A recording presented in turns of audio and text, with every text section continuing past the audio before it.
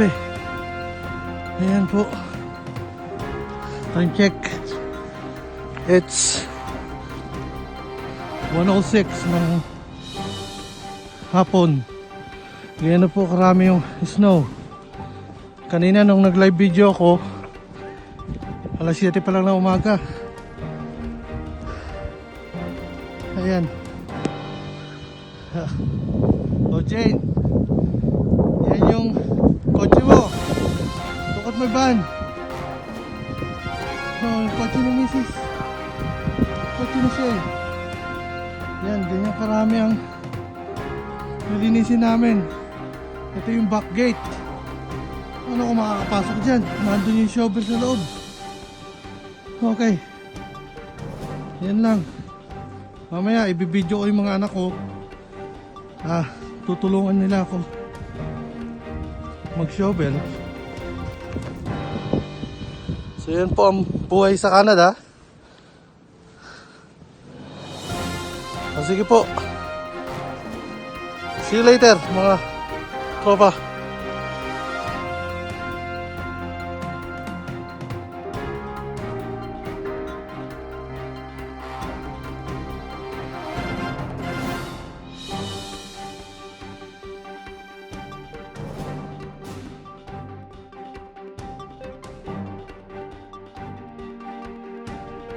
Hello po mga pre. After I think 5 years. I don't know. It's more than I think.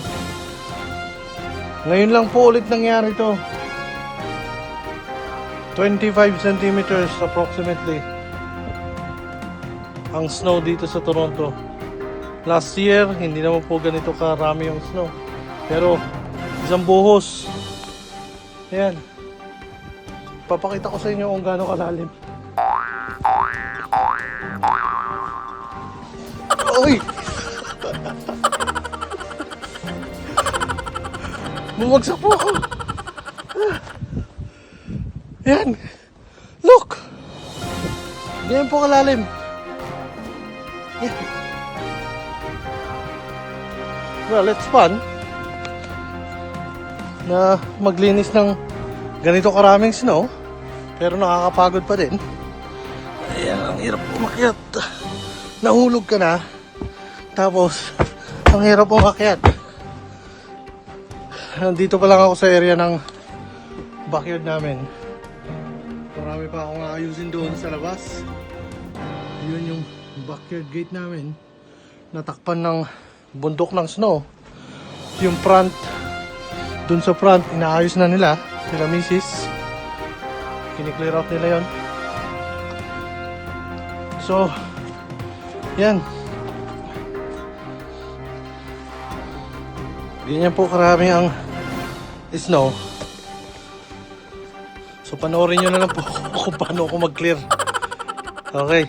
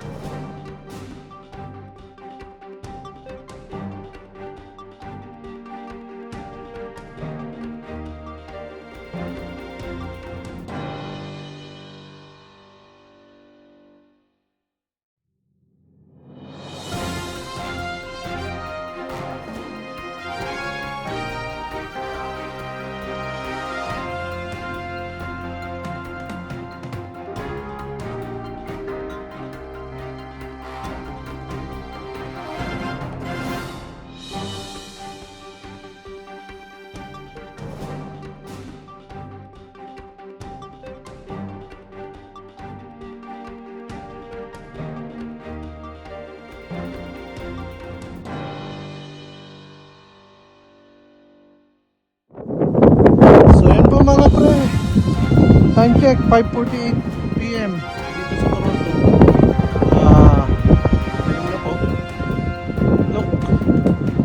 Marami pa pong mga kotse na nakabaon sa snow.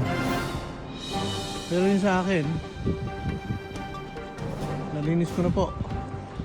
So yan ang itsura ngayon dito sa Toronto. Well, dito sa aking location sa Scarborough. Yan. Dito sa pinaka-area namin. Yan. Wala pa pong nagsishovel dito sa way namin sa road. So ganyan pa po kalaki, kataas yung snow. Hindi pa po na shovel. So yun lang po. Sinishare ko lang po sa inyo mga pre. Yan, nagtapon po kasi ako ng basura basurahan namin. So naglalakad ako papunta dun sa bahay. Malakas po ang hangin. Ayan o. Grabe. So mga pre, yan lang po ang aking maisishare sa inyo ngayon.